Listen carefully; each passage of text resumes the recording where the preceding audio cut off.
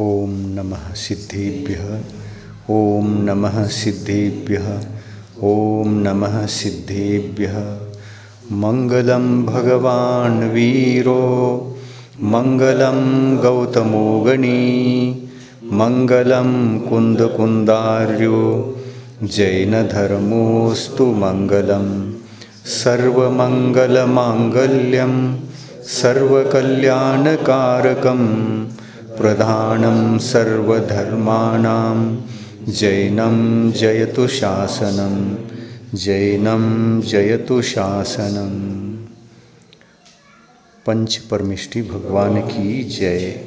अहिंसा परमो धर्म की जय। आचार्य गुरुवर भगवान कुंद कुंद आचार्य की जय। आचार्य भगवान ज्ञान सागर मुनि महाराज की जय। आचार्य भगवान विद्यासागर मुनि महाराज की जय। अहिंसा परमो धर्म की जय।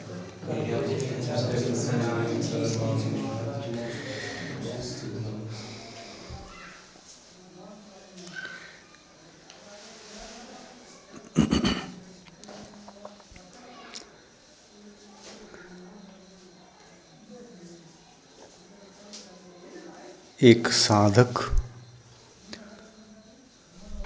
जो आत्म साधना में सदा तत्पर रहता है,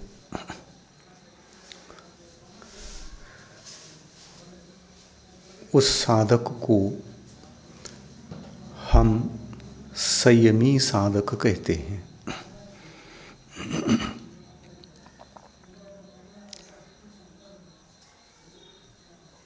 यह साधक साधना किसकी करता है?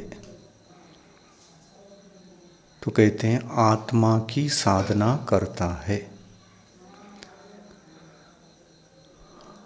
आत्मा में साधने की चीज क्या है? तो कहते हैं रत्नत्रय आत्मा के भीतर साधने की चीज होती है। इसको यूं कह सकते हैं, साधना का तात्पर्य सम्यक्त्व की निर्दोष साधना, सम्यक ज्ञान की निर्दोष साधना,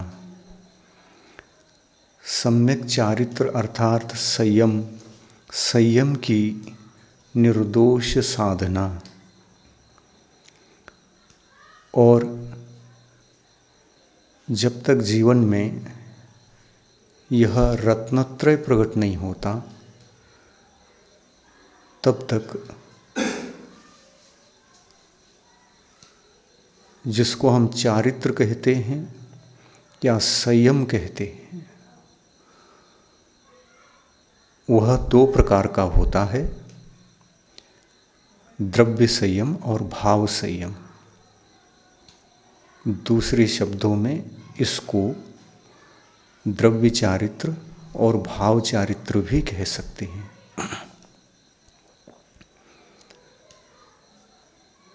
भाव चारित्र को यदि हम साध रहे हैं तो वहाँ द्रव्य चारित्र होता ही है। भाव चारित्र को यदि साध रहे हैं तो द्रव्य चारित्र तो होता ही है, नियम से होता है। और द्रव्य चारित्र ही नहीं बल्कि सम्यक्त्व और ज्ञान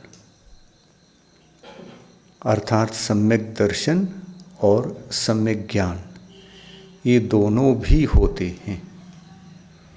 किसके होने पर? तो भाव चारित्र के होने पर। यानी जहाँ जहाँ भाव चारित्र है वहाँ वहाँ ये तीनों नियम से होते हैं। कौन कौन से? सम्यक दर्शन, सम्यक ज्ञान और सम्यक चारित्र। किंतु यदि भाव चारित्र को गौण करके विचार करते हैं तो तीनों हो सकते हैं, तीनों हो सकते हैं, भाव चारित्र नहीं रहेगा। सम्यक तो रहेगा, ज्ञान रहेगा, द्रव्य चारित्र रहेगा। यानी द्रव्य चारित्र भाव चारित्र के बिना रह सकता है, सम्यक दर्शन भाव चारित्र के बिना रह सकता है, सम्यक ज्ञान भी भाव चारित्र के बिना रह सकता है। तो तीन चीजें हैं, भाव चारित्र को छोड़कर ये तीन विषय हैं, एक द्रव्य चारित्र, सम्यक दर्शन और सम्यक ज्ञान।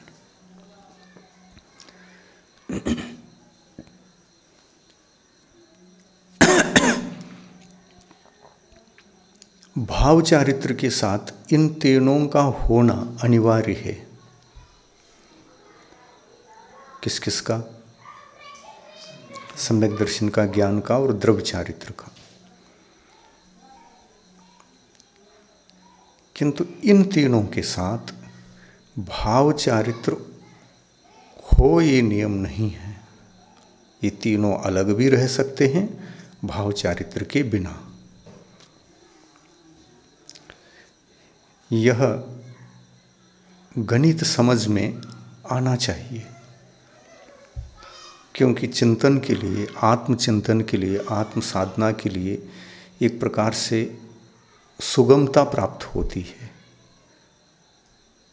जब वस्तु स्वरूप क्लियर रहता है तो चिंतन भी अपनी दिशा में सुगमता से आगे बढ़ता है।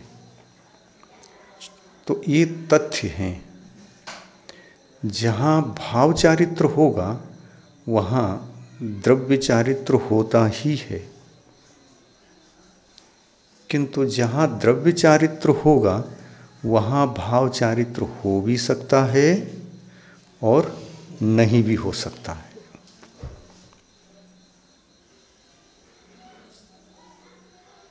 दोनों बातें। तो द्रव्य चारित्र का क्या स्वरूप और भाव चारित्र का क्या स्वरूप, इसको भी समझ लेते हैं। द्रव्य चारित्र का स्वरूप ये है कि अपने जीवन में प्राणी संयम प्रकट हो जाए। अहिंसा धर्म, अहिंसा महाव्रत, जो स्व और पर दोनों की रक्षा, स्व के प्राणों की रक्षा और पर जीवों के प्राणों की रक्षा करना। स्व के प्राणों की रक्षा करनी पड़ेगी कि नहीं पड़ेगी? करनी पड़ेगी। यदि स्वयं के प्राणों का भी हम घात करते हैं तो क्या हिंसक नहीं है? अहिंसा महाव्रत की परिभाषा क्या इतनी है कि पर जीवों को, षटकायिक जीवों को नहीं मारना? उस षटकाय में हम भी हैं क्या नहीं? खुद आत्मा भी है क्या नहीं? आत्मा भी है। तो खुद की रक्षा, खुद के प्राणों की रक्षा के साथ साथ षटकायिक जीव जो पर हैं, एक इंद्रिय 5 प्रकार के और त्रिस्कायिक 1, ऐसे षटकायिक हो गए। उनके प्राणों की भी रक्षा करना और स्वयं के प्राणों की भी रक्षा करना, ये प्राणी संयम की कोटि में आता है। संयम के 2 अंग हैं, प्राणी संयम और इंद्रिय संयम। जब भी संयम की चर्चा सामने आती है तो अपने को 2 ख्याल में आना चाहिए। सर्वांगीण चारित्र तो वही है, सर्वांगीण संयम तो वही है। 2 से सहित को ही समीचीन चारित्र कहते हैं। कौन कौन से आना चाहिए? प्राणी संयम और इंद्रिय संयम। इंद्रिय संयम को प्राप्त करने के लिए केवल पांचों इंद्रियों का विषय त्याग की अनिवार्यता नहीं है। पांच इंद्रियों के जो विषय हैं उनका मात्र त्यागना ये अनिवार्य नहीं है, बल्कि विषय, इंद्रिय विषय और उनकी आशा यानी कषाय। आशा तो कषाय है। कौन सी कषाय होगी चार में से? आशा किस कषाय की कोटि में? लोभ, क्रोध, मान, माया, लोभ में से ये लोभ है। आशा यानी लोभ। इसकी बहुत सारे पर्यायवाची नाम भी हैं। आशा एक, बोलो क्या क्या कह सकते हैं इसको? आशा, लोभ, इच्छा, अपेक्षा, कामना, मोह, राग,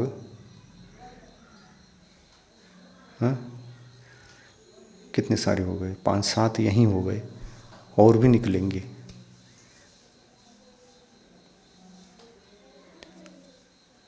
इंद्रिय विषयों से ही केवल विरक्त नहीं होना है।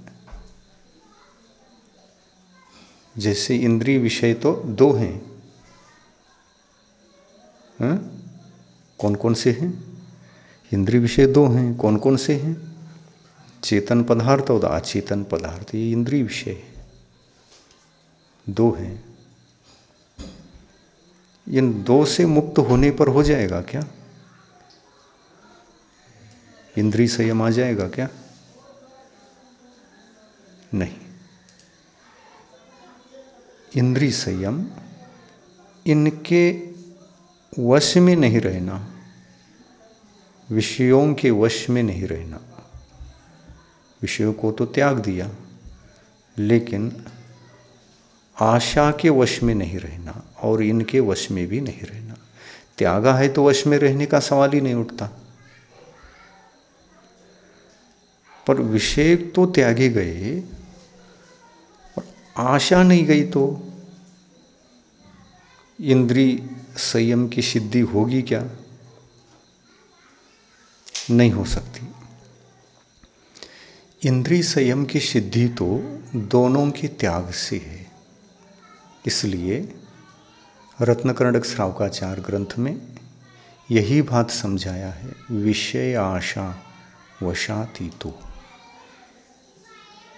विषयों के वश में न रहना और आशा के वश में आत्मा को नहीं रखना। दोनों के वश में आत्मा को नहीं रखना, ये इंद्रिय संयम है।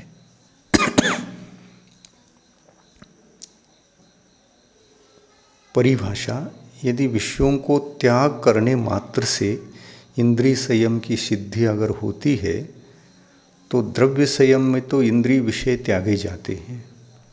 द्रव्य संयम धारण करने पर इंद्रिय विषयों का त्याग होता है, तो फिर इंद्रिय विजय वहाँ होना चाहिए। होगा क्या? नहीं।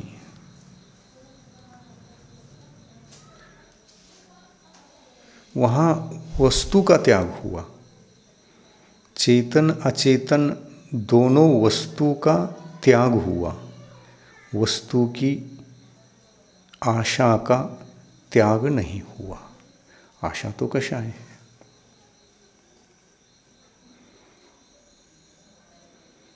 तो इस संदर्भ में, उस हालत में क्या उसे इंद्रिय विजय ऐसा कहा जा सकता है?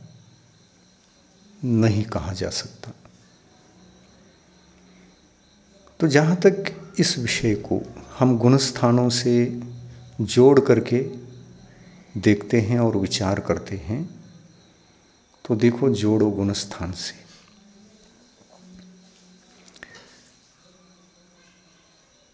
प्रश्न किया जाए कि द्रव्य संयम किस गुण स्थान से, केवल द्रव्य संयम है, भाव संयम के बिना द्रव्य संयम कितने गुण स्थानों में पाया जा सकता है? भाव संयम के बिना केवल द्रव्य संयम कितने गुण स्थानों में पाया जा सकता है? 1 से 5 तक यही कहेंगे।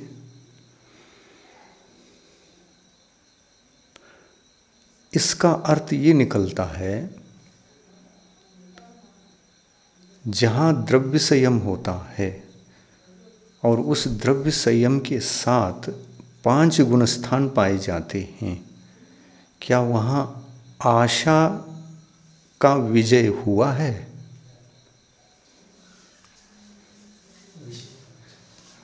विषय को तो विषय त्यागे गए, आशा रह गई। तो इससे पता चलता है यह आशा कितने गुण स्थानों तक बनी रहती है,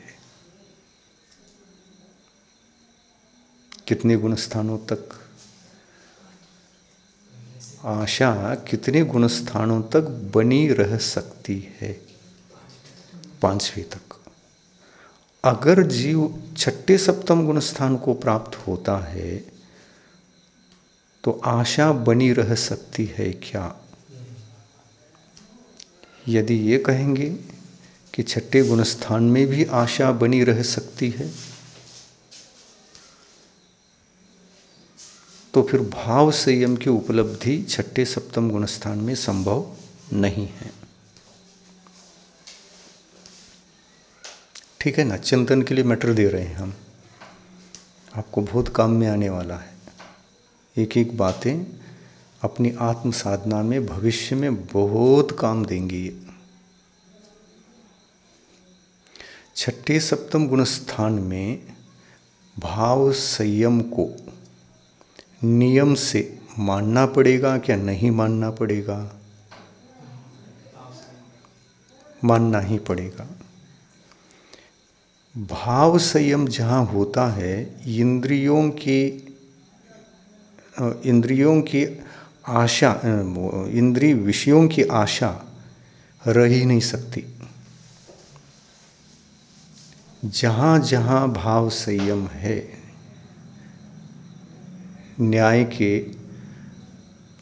की भाषा में यदि विचार किया जाए इससे, जहाँ जहाँ भाव संयम है वहाँ वहाँ नहीं आशा, इंद्रिय विषयों की आशा नहीं है। जहाँ जहाँ भाव संयम है वहाँ वहाँ इंद्रिय विषयों की आशा नहीं है। और जहाँ जहाँ भाव संयम नहीं है वहाँ वहाँ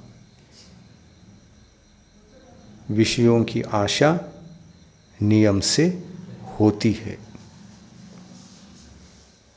और फिर भले ही द्रव्य संयम हो, उस द्रव्य संयम के साथ इंद्रियों की आशा, विषयों की आशा रहेगी। तो इसके गुणस्थान कितने बनते हैं? इंद्रियों की आशा बची रहती है तो कितने गुणस्थानों तक बची रहती है? 1 से 5वें तक। और आशा निकल जाती है, आशा पर विजय प्राप्त होती है, इसी को इंद्रिय विजय बोलते हैं। इंद्रिय विजय, इंद्रिय विजय का मतलब यही है, इंद्रियों के विषय, चेतन अचेतन पदार्थ और इंद्रिय विषयों की आशा, यानी पहले गुणस्थान से 5वें गुणस्थान तक रहने वाली जो इंद्रिय विषयों के प्रति इच्छा है, वो वहीं तक रहती है, 5 तक ही रहती है।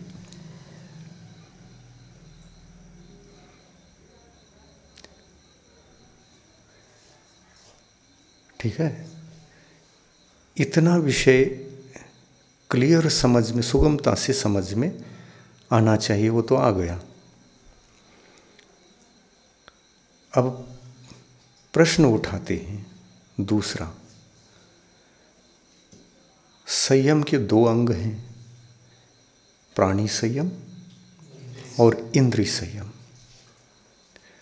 प्राणी संयम में किस किस की रक्षा करना, ये भी समझ में आ गया। किसकी? स्व और पर की। किसकी? प्राणों की। स्व और पर के प्राणों की।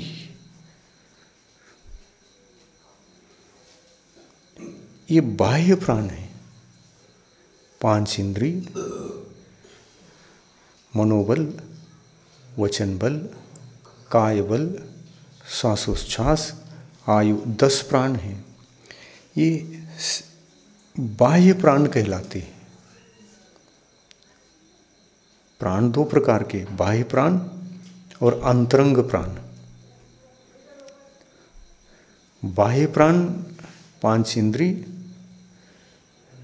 मनोबल, वचन बल, काय बल, श्वासोच्छ्वास और आयु, ये 10 प्राण हैं।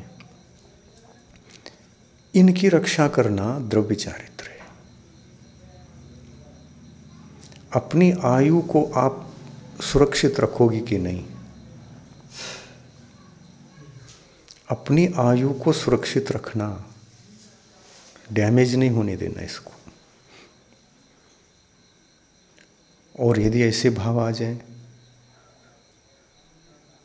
कि मैं अपने आप को खत्म कर लूं, तो अहिंसा महाव्रत रहेगा क्या? द्रव्य चारित्र रहेगा क्या? अहिंसा महाव्रत तो द्रव्य चारित्र है। इस चारित्र की रक्षा होगी क्या?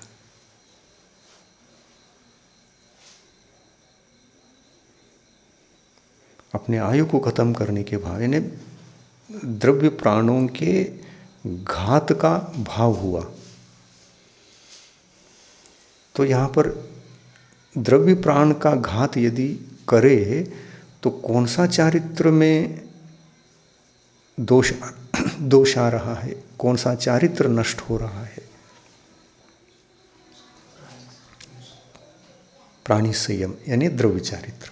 प्राणी संयम को द्रव्य चारित्र कहते हैं और इंद्रिय संयम को भाव चारित्र कहते हैं।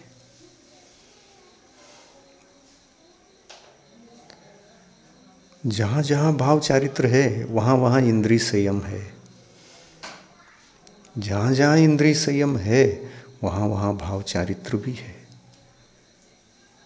यानी उसके बिना ये नहीं, इसके बिना वो नहीं, ऐसा जो संबंध रहता है ना, उसको अविनाभाव संबंध कहते हैं। अविनाभाव यानी उसके बिना ये नहीं और इसके बिना ये नहीं। न्याय की भाषा में इसको अविनाभाव संबंध कहा है। प्राणी संयम पहले गुणस्थान से 5वें गुणस्थान तक भी रह सकता है, 6ठे 7वें गुणस्थान में तो होता ही है। पर इंद्रिय संयम कहाँ से स्टार्ट होता है ये विचार नहीं है, किस गुणस्थान से स्टार्ट होगा ये।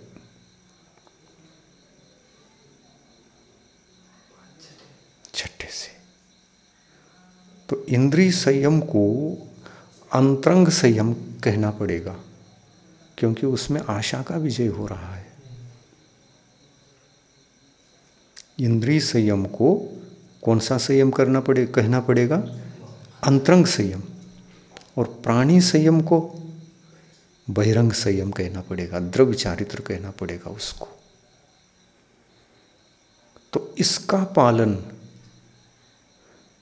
प्राणी संयम का पालन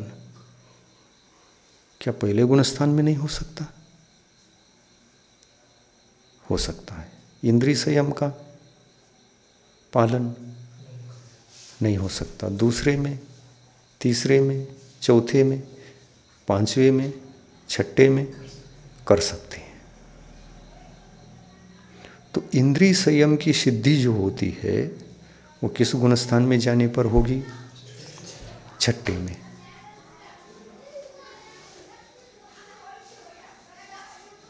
तो इंद्रिय संयम का अर्थ होता है इंद्रियों के विषयों की आशा न होना।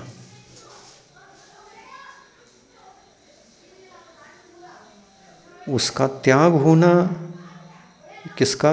इंद्रिय विषयों का त्याग होना द्रव्य चारित्र है, पर आशा का त्यागना भाव चारित्र है। आशा अलग बात है और इंद्रियों के विषय अलग बात है। आशा तो कषाय की कोटि में है, लेकिन इंद्रियों के विषय कषाय है क्या? इंद्रियों के जो विषय हैं वो कषाय की कोटि में आते हैं क्या? आत्मा के कषाय हैं क्या? वो वस्तु हैं। वो तो विषय यानी वस्तु, चेतन वस्तु और अचेतन वस्तु, वस्तु रूप हैं वो। वस्तु का त्याग यानी विषय का त्याग। विषय का त्याग। ये विषय किसके? इंद्रियों के, पांचों इंद्रियों के। तो पांचों इंद्रियों के विषयों का त्याग द्रव्य चारित्र है और प्राणी संयम का पालन भी द्रव्य चारित्र है। पर भाव चारित्र क्या है? इंद्रिय विषयों के आशा का त्याग, उनकी कामना का त्याग। जैसे बताया जाता है ना, संयम का पालन जीवन भर किया और लास्ट में निदान बंद कर दिया। निदान बंद जानते हैं आप? क्या होता है निदान बंद? संकल्प लेना कि मेरे को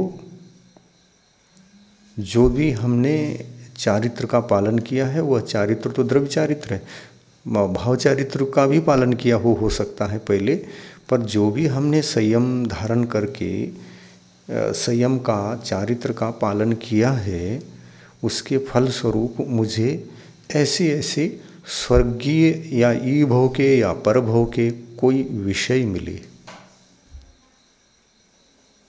बाह्य जगत के सुख मिले, बाह्य पदार्थों का सुख मुझे प्राप्त हो, यह आशा। विषय प्राप्त हो और उसका सुख प्राप्त हो, ऐसे भाव हो जाते हैं तो इसको क्या बोला जाता है? निदान बंध, निदान शल्य इसको कहते हैं। यही शल्य के रूप में कन्वर्ट होता है।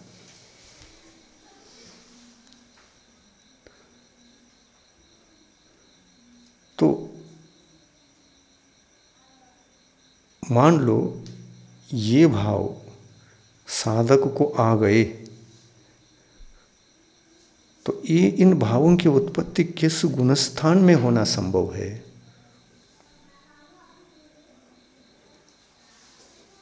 छठे में। छठे में तो भूमिका बन सकती है, संकल्प नहीं हो सकता। उस संकल्प तक पहुंचने की, मतलब ये चाहिए मुझे, उस संकल्प तक पहुंचने की भूमिका स्टार्ट हो सकती है। जैसे आकर्षित हो गए तो भूमिका बन गई। आकर्षित होने मात्र से गुणस्थान गिरता नहीं है। आकर्षित होने मात्र से कभी गुणस्थान नहीं गिरता। आकर्षण हमको धीरे धीरे गुणस्थान की विशुद्धि को घटाते घटाते कषाय को तीव्र बनाने की ओर ले जाती है भूमिका। तो फिर इस भूमिका में वो एकाएक ही शल्यवान होता है या और कुछ होता है? तो कहते हैं एकाएक ही शल्यवान नहीं होता। शल्य जो होते हैं किस गुण स्थान में होते हैं?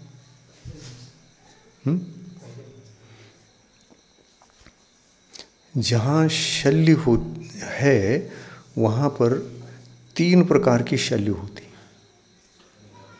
माया, मिथ्या और निधान। माया शल्य, मिथ्या शल्य, निदान शल्य, ये भाव शल्य हैं। शल्य के 2 भेद, भाव शल्य और द्रव्य शल्य। भाव शल्य ने अंतरंग शल्य, भाव जो भी होता है वो अंतरंग ही होता है। भाव शल्य अंतरंग शल्य और द्रव्य शल्य बाह्य शल्य।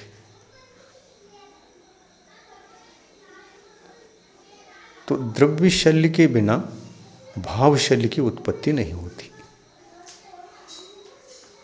द्रव्य शल्य निमित्त बनता है और भाव शल्य उससे उत्पन्न हो जाता है। जैसे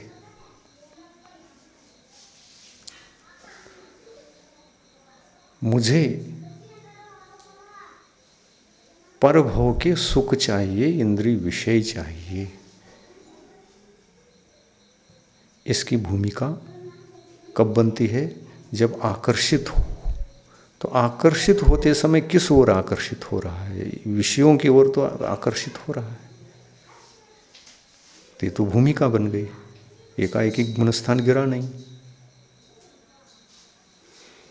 अब आकर्षित हो करके उसका चिंतन शुरू हो जाता है। चित्त वहाँ चला गया, आकर्षित हो गया, उसका चिंतन शुरू हो गया। चिंतन भी भूमिका है और आकर्षण भी भूमिका है, दोनों ही भूमिका है। अब वो प्राप्त हो, इसके लिए मन को एकाग्र तो करेगा उसमें, और ऐसे इंद्रिय विषय या बाह्य सुख आदि के प्रति वह चिंतन करने लगा, मन को एकाग्र करने लगा। तो इस मन की दशा को, एकाग्र रूप इस मन की दशा को कौन सा ध्यान कहेंगे?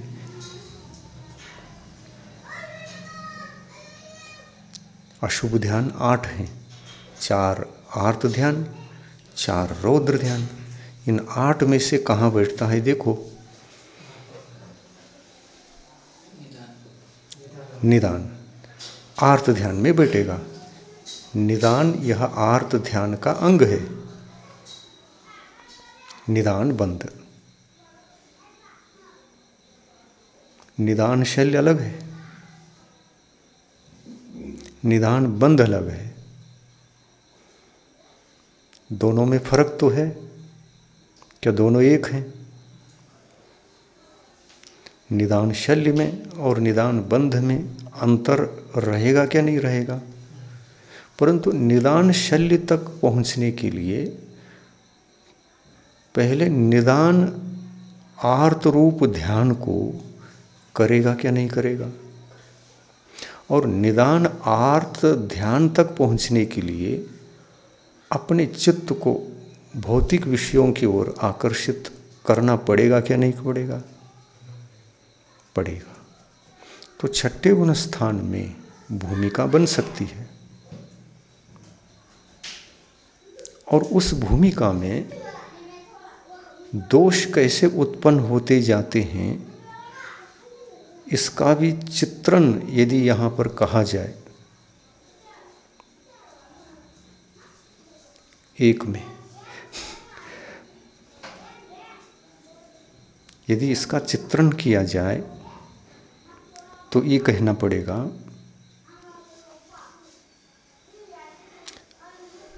दोष के 4 स्टेज हैं।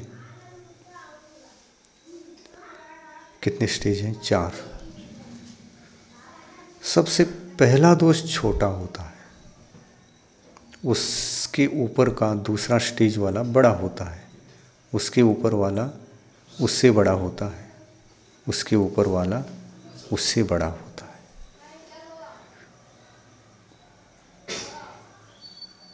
समझने का प्रयास करो। इनके नाम हैं 4। कौन कौन से?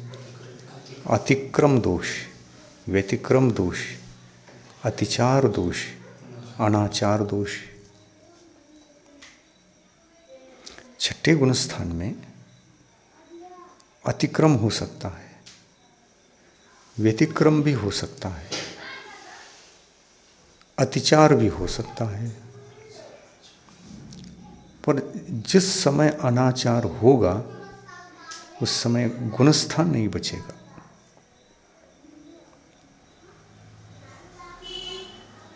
छठे गुणस्थान से नीचे नियम से गिरेगा, यानी गुणस्थान की रक्षा। छठे गुणस्थान, संयम के गुणस्थान, भाव संयम के गुणस्थान की रक्षा कितने दोषों तक हो सकती है? 3। अतिक्रम, व्यतिक्रम, अतिचार। अनाचार में संयम भाव पूर्णतः समाप्त होकर असंयम भाव में आ गया होता है। इस बात को बहुत अच्छी तरह से समझना है। यह आत्मचिंतन के काम में बहुत आता है। गुणस्थान से हम गिरते कैसे? चिंतन करोगे कि नहीं करोगे? करना पड़ेगा।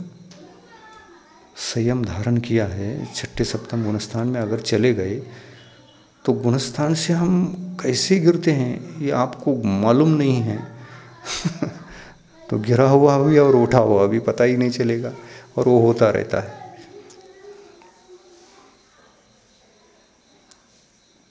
और छठे से एक भी गुणस्थान नीचे आओगे तो 5वां हो गया। तो 5वें में इंद्रिय विजय समाप्त हो जाएगा।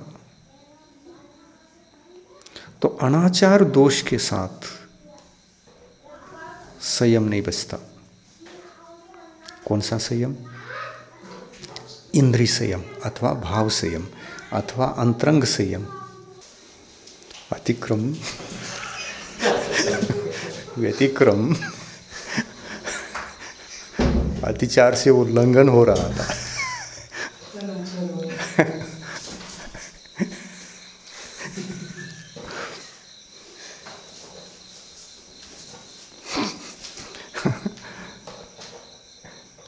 तो एकदम अपन सावधान हो गए तो तीनों दोष।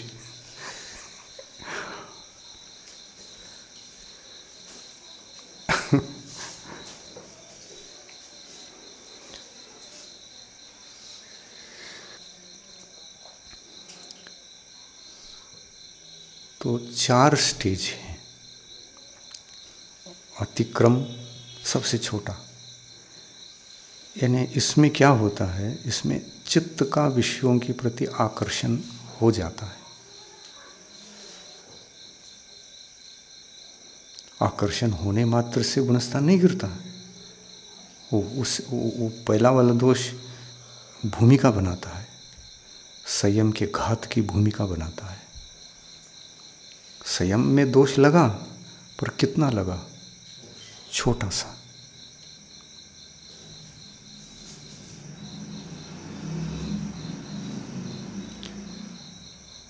कपड़ा गंदा हो गया, क्या गिरा? धूल गिर गया उसके ऊपर। यह अतिक्रम है।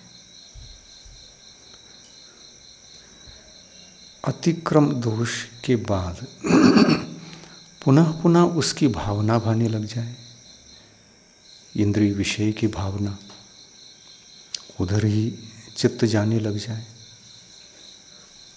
तो उसमें प्रगाढ़ता आती है। तो उसमें और प्रगाढ़ता हो जाना, ये व्यतिक्रम दोष है। अतिक्रम में आकर्षण होना, व्यतिक्रम में प्रगाढ़ता होना, उन विचारों में प्रौढ़ता होना, उधर जाना, वो चाहिए। ऐसा प्रगाढ़ता के पश्चात फिर क्या करता है, प्रगाढ़ होने के बाद तो ग्रहण कर ही लेता है। तो ग्रहण हुआ, कपड़ा पहला गंदा हुआ, फिर और गंदा किया तो वो ज़्यादा ही गंदा हुआ। ये व्यतिक्रम है। अब गंदा ही नहीं किया, उसको एक जगह से फाड़ ही दिया, तो ये अतिचार हुआ। फाड़ ही नहीं दिया, पूरा ही फाड़ दिया, काम में ही ना आ सके ऐसा कर दिया, तो ये अनाचार हुआ। कपड़े तब तक पहनने में आता है जब तक वो तीनों स्टेज पार न कर दे। गंदा कपड़ा पहन सकते हैं और बहुत गंदा उसको भी पहन सकते हैं, और थोड़ा फटा हुआ उसको भी पहन सकते हैं, पर चिंदी चिंदी पहन सकते हैं। ये अनाचार दोष है।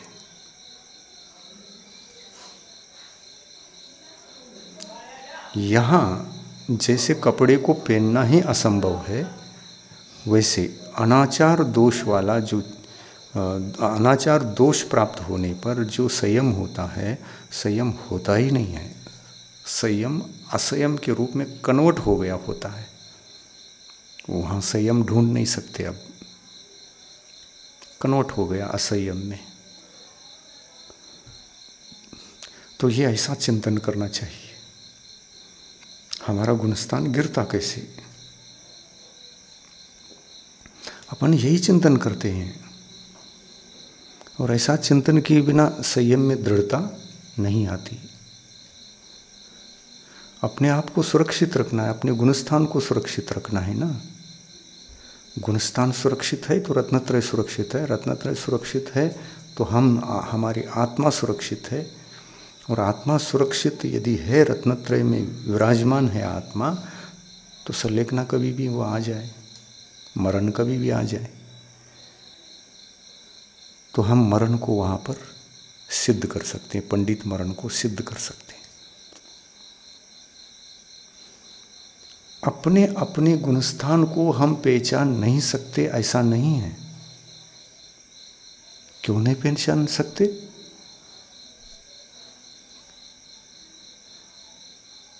क्या हमारी आत्मा अचेतन है पुद्गल के समान? ये पुद्गल कुछ नहीं जानता, ये उच्चार नहीं कर सकता, इसको कुछ मालूम नहीं है। ऐसा है कि आत्मा भी, अगर आत्मा भी कुछ नहीं जान सकता, गुणस्थान नहीं जान सकता, संयम भावों को पहचान नहीं सकता, ऐसा होता तो संयम धारण करना ही क्यों?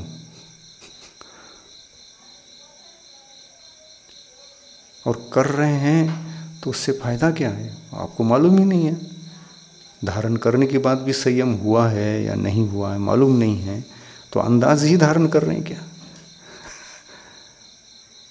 अंदाज ही चल रहे हैं क्या? तो ऐसा नहीं है।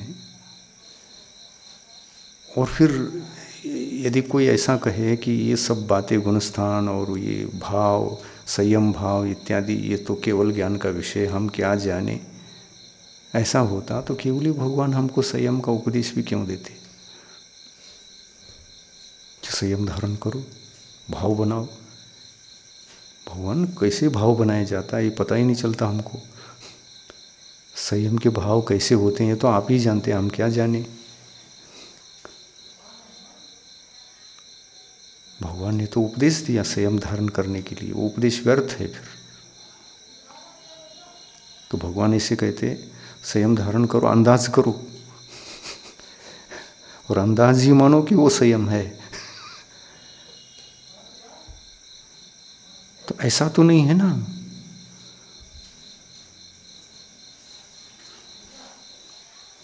हमको ज्ञान है, भगवान ने संयम का स्वरूप ऐसा समझाया है, इस संयम में ऐसा करना, इस संयम में ऐसा करना, इस संयम में ऐसा भाव रखना, इस संयम में ऐसे भाव रख करके उन भावों को संभालना, ऐसा उपदेश दिया है।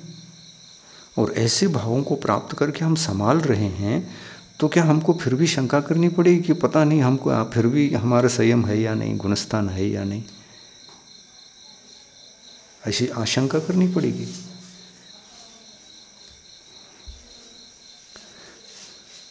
आपने पेपर लिखा है, वार्षिक एग्जाम लिख करके आए हैं, जिन प्रश्नों का उत्तर आपने लिखा है वो परफेक्ट है, जैसा पढ़ा है वैसा ही लिखा है, जैसा पढ़ा है वैसा ही लिखा है, और उस प्रश्न को सॉल्व किया है, फिर भी शंका है, भ्रम है कि पता नहीं हमने लिखा तो है, वो उस प्रश्न का उत्तर वही है क्या नहीं है, ऐसा फिर भी भ्रम होता है?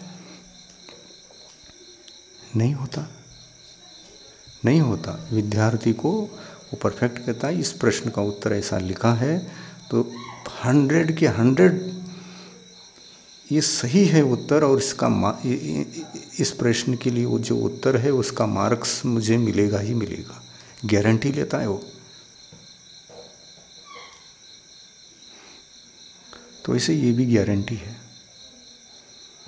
हमने ऐसे संयम भावों को प्राप्त किया है, अनुभव किया है, साधना की है, और हमने जो किया है हमको ही पता नहीं है क्या? हम क्या चेतन अचेतन है क्या, पुद्गल हैं क्या, कि हमको पता नहीं चलता? संवेदनशील आत्मा संयम भावों को भी जानता है, तो असंयम भावों को भी जानता है। हम असंयमी है या नहीं, किसको नहीं जान सकते? क्या असंयम को भी केवल ही भगवान ही जानते हैं?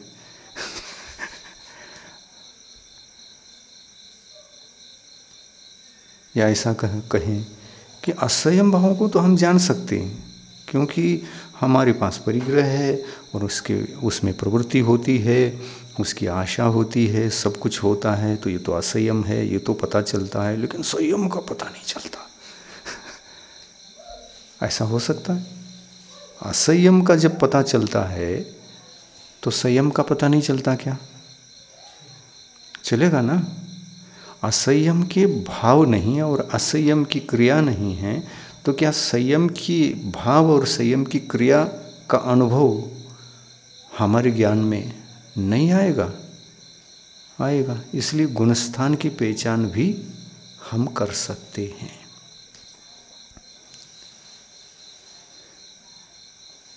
क्योंकि असंयम भावों की अनुभूति 5 ही गुणस्थान तक होना है कि नहीं? इससे ज़्यादा तो है ही नहीं। और यदि हमको ऐसा अनुभव हो रहा है कि हम असंयम हैं, क्योंकि इंद्रिय विषयों की आशा भी है और विषयों में प्रवृत्ति भी हो रही है, या नई भी हो रही हो, द्रव्य इंद्रिय संयम को बनाए रखा हो, विषयों से परे हो, तो विषयों से परे होना आसान है। वहाँ तो पदार्थों से दूर रहना है। विषयों से दूर रहने का मतलब पदार्थों से दूर रहना है, आशा से भी दूर रहना है। उस आशा से हम दूर हैं या नहीं हमको पता नहीं चलता, कि उसके लिए केवल ज्ञान का थर्मामीटर लगा कर के देखना पड़ेगा। है? केवल ज्ञान का थर्मामीटर चाहिएगा क्या? ऐसा नहीं। हमारे दिल में क्या है, हमारे आत्मा में कौन से विचार पनप रहे हैं, ये हमको अनुभव नहीं होगा तो क्या पुद्गल को होगा क्या? हम क्या पुद्गल हैं? इसको नहीं होगा। ये अचेतन पदार्थ है, ये विचारक नहीं है, इसमें ज्ञान शक्ति नहीं है, इसलिए इसको तो होगा ही नहीं। और ज्ञान शक्ति नहीं, ये आत्मा नहीं, ये पुद्गल पदार्थ है, इसलिए इसका एक भी गुणस्थान नहीं। गुणस्थान किसके होते हैं? पुद्गल पदार्थों के गुणस्थान होते हैं क्या? गुणस्थान किसके? जीव के होते हैं। गुणस्थान का मतलब क्या? गुणों का स्थान, गुणस्थान, जहाँ अपने भावों के द्वारा जीव अपने आत्मा में गुणों का विकास करता जाता है। विकास करने वाले उन स्टेजों को गुणस्थान कहते हैं। गुणों की तरक्की करता है। हर गुणस्थान वो जैसे जैसे ऊपर बढ़ेगा गुणों की तरक्की होगी, क्या गुण घटेंगे? तरक्की होगी, गुण बढ़ेंगे। एक भी गुणस्थान बढ़ा तो पीछे के जितने गुण हैं उस गुण में एक गुण और प्लस हो गया, और एक बढ़ा तो और एक प्लस हो गया। पर यह मत समझना कि एक गुणस्थान बढ़ने पर एक ही गुण हमारे पास आता है। एक गुणस्थान बढ़ने पर कई सद्गुण हमारे पास आते हैं, कई सद्गुण। क्योंकि जो गुण हमारे लिए प्राप्त हुआ उसके आसपास के सारे सद्गुण और उसके साथ उपलब्ध हो जाते हैं। जैसे भाव, संयम, चारित्र। चारित्र गुण है क्या नहीं? भाव चारित्र गुण है क्या नहीं? ये गुण हमको कौन सा गुण स्थान दिलाता है? छठा। जैसे ही हम छठे गुण स्थान में पहुंच गए, एक गुण तो प्रकट हो गया, भाव संयम नामक एक गुण प्रकट हो गया। परंतु क्या 10 धर्म 10 गुण है? वो एक एक धर्म एक एक गुण है। क्या 10 धर्म प्रकट नहीं हुआ? हुआ ना। तो एक गुण प्रकट होने पर उसके आसपास के 10 भी प्रकट हो गए। जहाँ भाव संयम होता है वहाँ पर उत्तम क्षमा, धर्म, ये भी गुण है, सद्गुण है। उत्तम मार्दव, ये भी सद्गुण है। उत्तम आर्जव, ये भी सद्गुण है। एक भाव संयम के उपलब्ध होने पर इन सब का उपलब्ध हुआ या नहीं हुआ? भाव संयम की प्राप्ति होने पर इन 10 धर्मों की प्राप्ति नियम से होती है या नहीं होती है? होती ही है।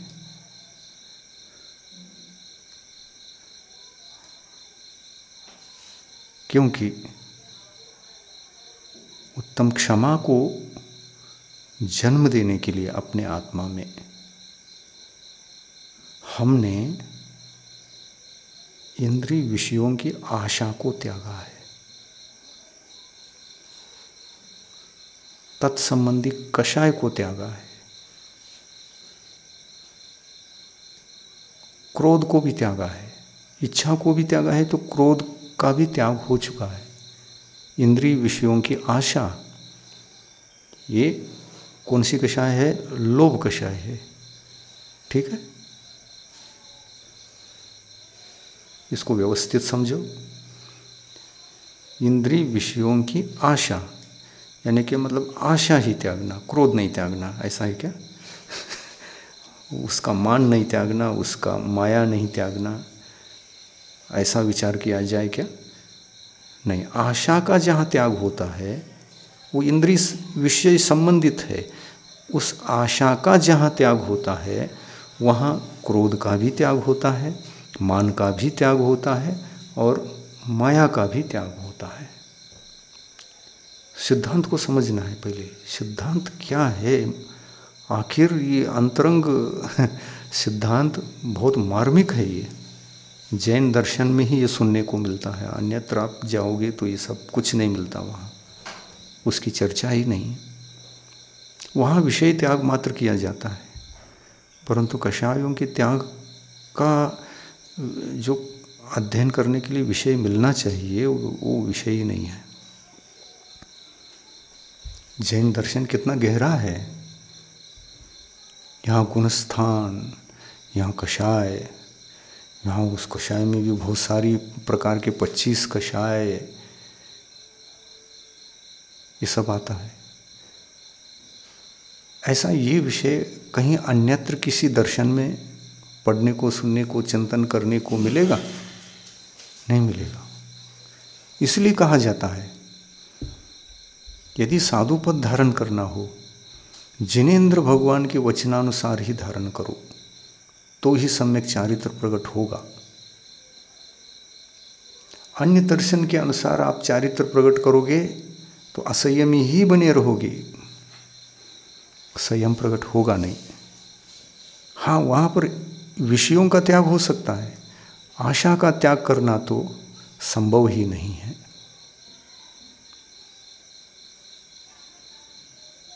अन्य दर्शन के अनुसार, जिन मत के अनुसार दोनों को त्याग किया जा सकता है, और दोनों का जहाँ त्याग होता है, विषय का और आशा का, वहाँ सम्यक चारित्र की उत्पत्ति होती है। और विषयों का त्याग हुआ, आशा का त्याग नहीं हुआ, तो उस विषय त्याग रूप जो चारित्र है, संयम है, बाहरी संयम है, द्रव्य संयम है, उसको सम्यक उपाधि दे सकते हैं क्या? मिथ्या उपाधि मिलेगी कि सम्यक उपाधि? उसको समीचीन कहेंगे या मिथ्या कहेंगे? उस चारित्र को मिथ्या है। तो द्रव्य चारित्र भाव चारित्र के अभाव में क्या कह रहे हैं? द्रव्य चारित्र भाव चारित्र के अभाव में सम्यक चारित्र नहीं है, वो मिथ्या चारित्र है। और द्रव्य चारित्र को सम्यक बनने के लिए किसकी शरण में जाना पड़ेगा? क्या प्रश्न कर रहे हैं? द्रव्य चारित्र को, उसको सम्यक बनना है तो किसकी शरण में जाना पड़ेगा? है? भाव चारित्र की शरण में जाना ही पड़ेगा।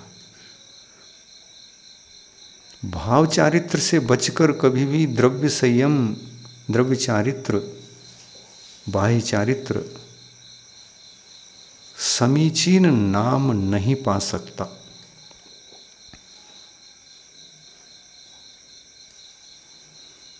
इसलिए ये कहना पड़ता है, मजबूरी में कहना पड़ता है। क्या कहना पड़ता है? जिन मत के अनुसार ही चारित्र धारण करोगे तो समीचीन चारित्र प्रकट होगा, अन्यथा अन्य दर्शन के अनुसार चारित्र धारण करोगे तो करते हैं, कर सकते हैं, करने वाले हैं, करते भी हैं, लेकिन भाव चारित्र की उपलब्धि वहाँ सपने में भी नहीं हो सकती, क्योंकि संयम की बात है। संयम की एक एक कली कली सर्वांगीण उसकी विधि को जिनेंद्र भगवान ने ही समझाया है और किसी ने नहीं समझाया। तो वास्तविक जो दार्शनिकता है वो जिन मत में है। वास्तविक दार्शनिक, वास्तविक फिलॉसफी और फिलॉसफर जो है वो जिनेंद्र भगवान हैं और उनका कहा हुआ फिलॉसफी वास्तविक है। टैली करो, मतभेदों में अटकने की आवश्यकता नहीं रहती। टैली करो, यहाँ के व्याख्यान में और वहाँ के व्याख्यान में क्या अंतर? चारित्र तो सभी ग्रहण करते हैं, पालन करते हैं और उससे सुख प्राप्त करने की चेष्टा करते हैं। चारित्र हमको क्या देने वाला है? सुख ही देता है ना। उस सुख के लिए ही तो हम संयम धारण करने की चेष्टा करते हैं। कोई भी करे,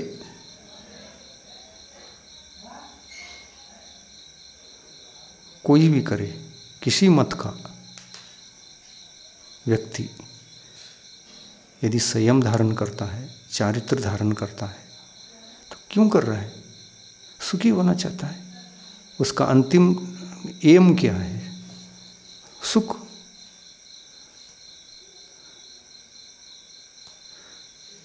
आप यहाँ आ गए, आपको त्याग के प्रति अभिरुचि है इसलिए आए हैं, तो उस त्याग से आप क्या एम, आपका क्या एम है, क्या साधना चाहते हैं आप? सुख। क्योंकि जहाँ आप थे वहाँ सुख नहीं था, इसलिए आप यहाँ आए हैं। सुख अन्यत्र है, ये कभी आपको पता चला है, चिंतन किया है और आपको आभास हुआ है कि यहाँ कुछ नहीं है, वहाँ है सब, इसलिए तो निकल आए हैं। तीर्थंकर भगवान भी ऐसा ही निकल जाते हैं, घर छोड़कर, संसार परिग्रह सब छोड़कर, यहाँ कुछ नहीं है, ये इंद्रिय विषय है, ये दुखदायी है, इसमें सुख नहीं मिल सकता। सुख तो है लेकिन असली नहीं है वो, उसको भोगेंगे तो पाप लगता है और पाप हमको पुनः दुखी बनाता है उदय में आकर। इसको भोगेंगे, भोगते समय पुण्य बंधेगा क्या? इंद्रिय विषयों को भोगते समय पुण्य बंधेगा क्या? अच्छे कर्म बंधेंगे क्या? पाप कर्म बंधेंगे, आत्मा पापी होगा। इंद्रिय विषयों को ग्रहण करने से, उनको भोगने से आत्मा को तो और पापी पापी पापी होते जाना है। और जब पाप का अर्जन करके पापी बनता है तो उस पाप का फल भोगेगा क्या नहीं भोगेगा, वो पुनः दुख है। तो ये भविष्य में दुख की जो उत्पत्ति होने वाली है, आज इंद्रिय विषयों को ग्रहण करने से ही वो होने वाली है।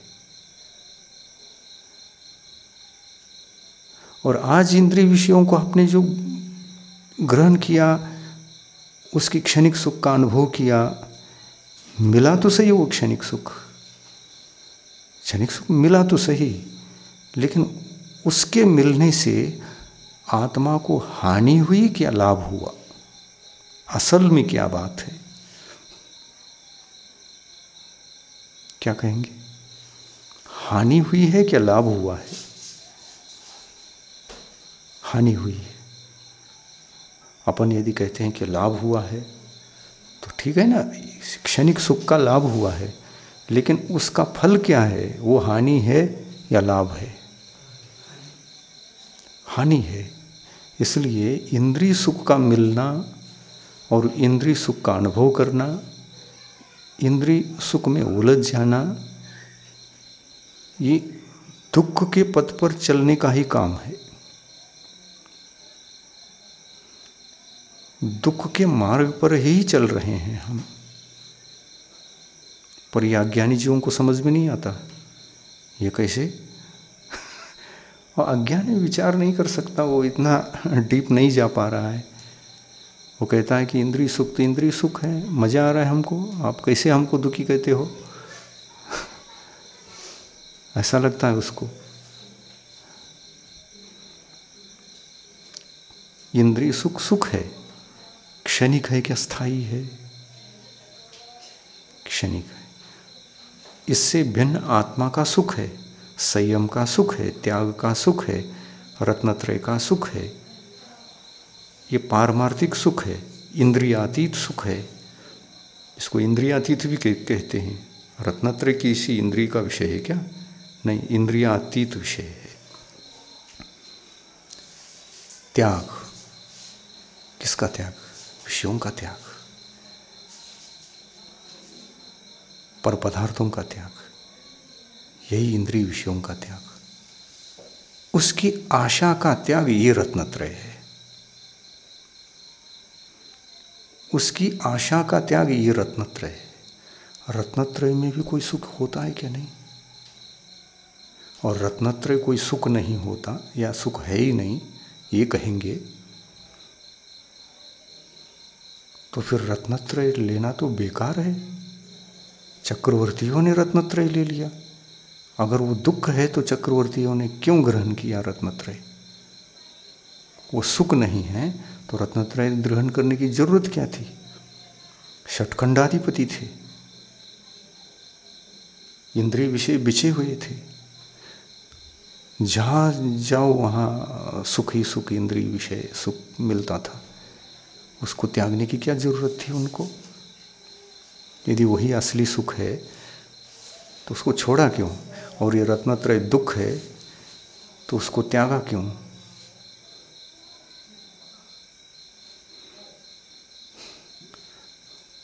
तो ये बातें अज्ञानी जीव को क्लियर ना होने से उसको विरक्ति पैदा नहीं होती, वैराग्य पैदा नहीं होता, स्वरूप को समझा ही नहीं,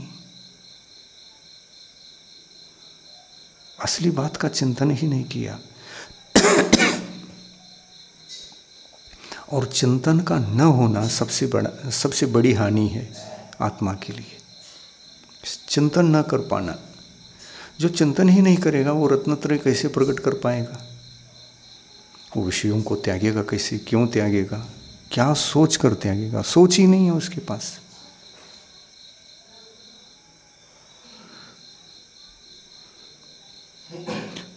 तो इंद्रिय विषयों का त्याग वो करता है जिनको रत्नत्रय में असली सुख है, असली शांति है, निराकुल दशा है, निर्विकल्पता है, भरपूर आनंद है उसमें। ऐसा जिनको निर्णय हो चुका है वो इंद्रिय विषयों को त्यागने का प्रयास करता है।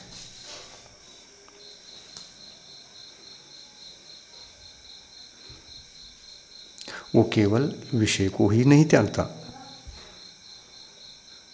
ज्ञानी जिसको समझ में आ गया है वो केवल विषयों को त्याग करके बैठ जाता है क्या?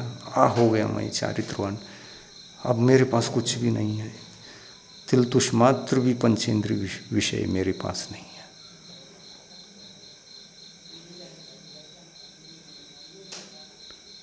पर इंद्रिय विषय से विरक्त होने पर आशा क्या है ये समझ में नहीं आया तो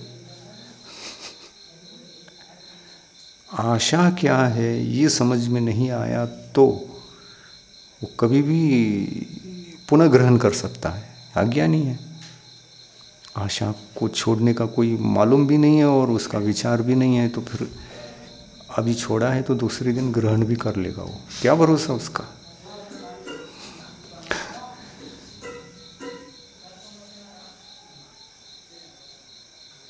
तो ऐसा त्यागता क्यों है? त्याग करने के कई कारण हो सकते हैं। फिर विषय को त्यागने का कारण, अज्ञानी के द्वारा विषय को त्यागने का कारण अनेक हो सकते हैं। क्या हो सकते हैं?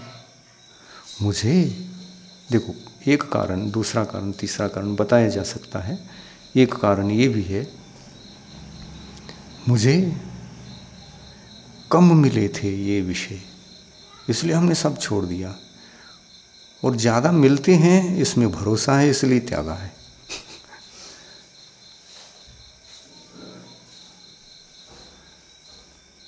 एक लाख बैंक में रखते हैं तो 10 वर्ष के बाद 10 लाख हो जाता है, 10 लाख होता है। तो 10 लाख की आशा में 1 लाख को त्यागता है 10 साल तक। तो ये भी तपस्या है, 10 साल तक छूना नहीं विषय को। 10 साल तक छूने की आशा को ही छोड़ो आप, 10 साल तक आशा छोड़ो। आशा को छोड़ता है वो 10 साल तक, पर 10 साल के बाद की जो भौतिक विषयों की आशा है वो अभी जीवित है। वो 10 साल तक जीवित रहेगी। वो मिल रहा है कि नहीं, मिल रहा है कि नहीं, प्रतीक्षा में रहेगा वो। तो विषयों का त्याग विषय प्राप्ति के लिए ही होता है, तो वह त्याग भी बाह्य त्याग है, द्रव्य चारित्र है, लेकिन वो समीचीनता की कोटि में नहीं आता। सम्यक चारित्र की उपाधि वो प्राप्त नहीं कर सकता। मिथ्या चारित्र यही कहा जाएगा। और ये बहुत बड़ी बात है। ये चिंतन मनन करना कितना अनिवार्य है। हम थोड़ा थोड़ा सुनाएंगे, रोज सुनाएंगे, आप लोग पकड़ो और असली सुख की ओर बढ़ो। कुछ नहीं है, 4 दिन की चांदनी, फिर वही अंधेरी रात। हर भव में जीवन मिला, जीवन जिया, 4 दिन का ही होता है, 5वां दिन फिर वही अंधेरा।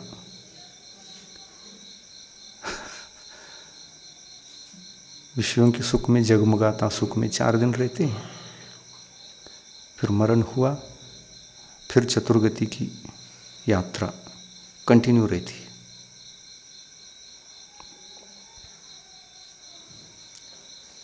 तो क्या मिला? इंद्रिय सुख मिला, पर दुख का बीज भी बोया। इंद्रिय सुखों को भोगते समय पाप कर्मों का आश्रव और बंध नियम से हुआ, और उदय में आएगा तो वो फल भी देगा, फल भी देगा। ये चलता रहा, ये श्रृंखला चलती रहेगी। संसार टूटेगा नहीं, संसार को खत्म नहीं कर सकते आप। तो इसको कहीं ना कहीं जाकर के विराम तो देना पड़ेगा ना, कभी न कभी किसी न किसी भाव में जाकर विराम तो देना पड़ेगा। अपन भव्य हैं, भगवान ने ये तो नहीं कहा कि तुम अभव्य हो, तुमसे कुछ नहीं हो सकता। ऐसा किसी भगवान ने अभी तक तो बताया नहीं। और यदि हमको इतना पता है और हमको लगता भी है कि भगवान का कहा हुआ बिल्कुल ठीक है और वही करना चाहिए, ऐसा मन में एक बार भी आपका विचार आया तो समझना आप अभव्य नहीं हैं, आप भव्य हैं। उस भव्यत्व की अभिव्यक्ति कभी न कभी होगी, पर तब होगी जब आप जाग जाओगे, जागोगे। जागना आज हो जाए या अगले भव में हो जाए, उसके अगले भव में हो जाए, उसके अगले अनंत भव के बाद भी हो जाए, जगना तो निश्चित है आपको। भव्य हैं तो कभी न कभी जग जाओगे। भव्यत्व को छिपा नहीं सकते, भव्यत्व को नष्ट करके अभव्य नहीं बना सकते। हाँ, भव्य अगर अभव्य बन गया तो जगा ही नहीं सकते आप अपने को जगाकर मोक्ष जा ही नहीं सकते। अनंत काल तक संसार में थे, अनंत काल तक संसार में ही रहेंगे। चतुर्गति का भ्रमण, जन्म मरण का चक्र, ये कभी विच्छेद को प्राप्त नहीं होगा, अभव्य हो तो।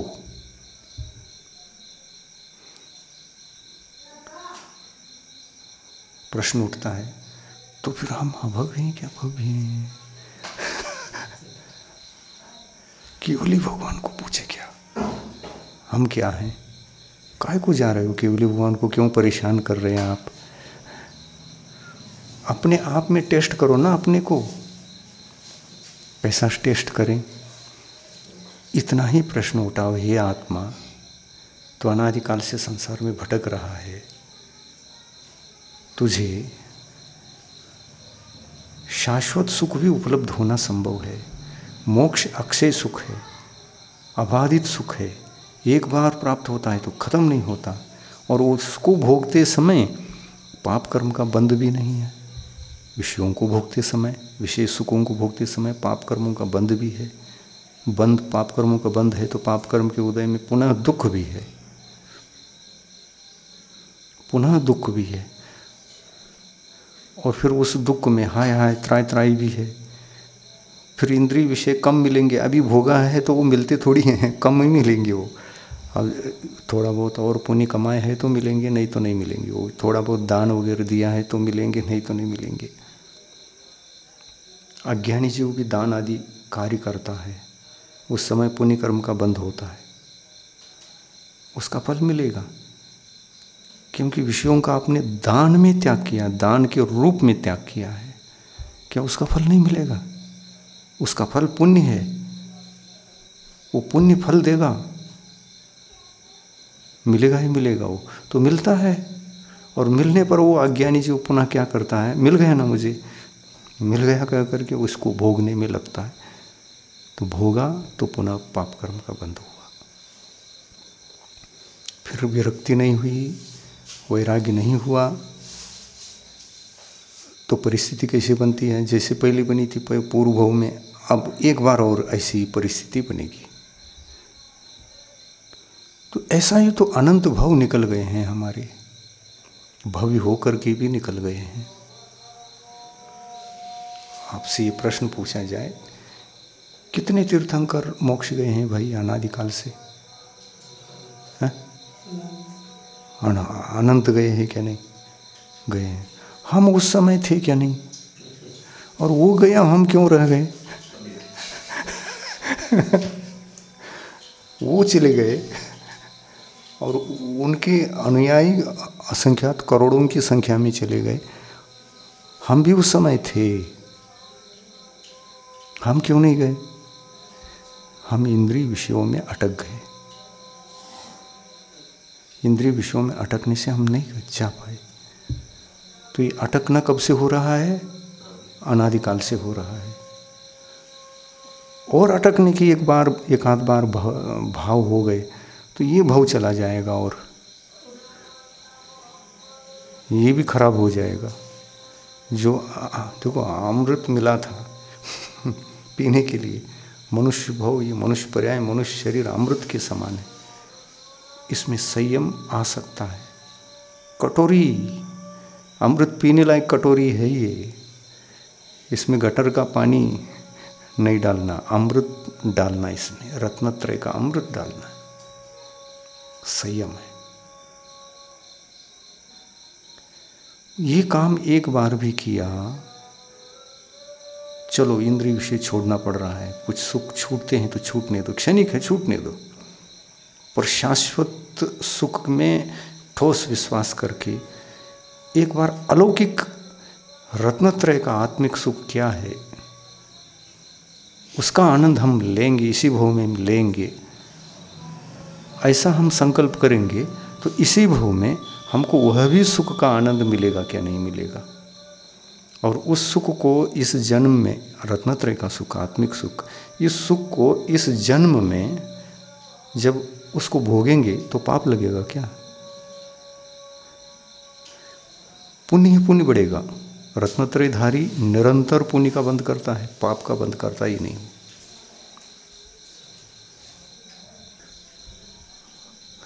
अब सुख मिल रहा है तो टाइम जाएगा ना आनंद आ रहा है तो टाइम खिसकेगा ना। रत्नत्रयधारी का जीवन कैसा चला जाता है ये भी पता नहीं चलता। दीक्षा धारण करने के बाद अज्ञानी जीव कोई ऐसा सोचते हैं रत्नत्रय धारण करेगा तो कैसा निकलेगा, पता नहीं कौन साथ देंगे, कैसे रहेंगे, हम अकेले पड़ेंगे तो क्या होगा। अरे भाई तुम अकेले भी बैठोगे तो जिंदगी पता नहीं चलती। उसका नाम रत्नत्रय का सुख, पारलौकिक सुख, आत्मिक सुख। हमको ऐसा लगता है कोई भी न रहे, दुनिया में एक भी जीव नहीं है तो भी मैं जी सकता हूँ अकेला,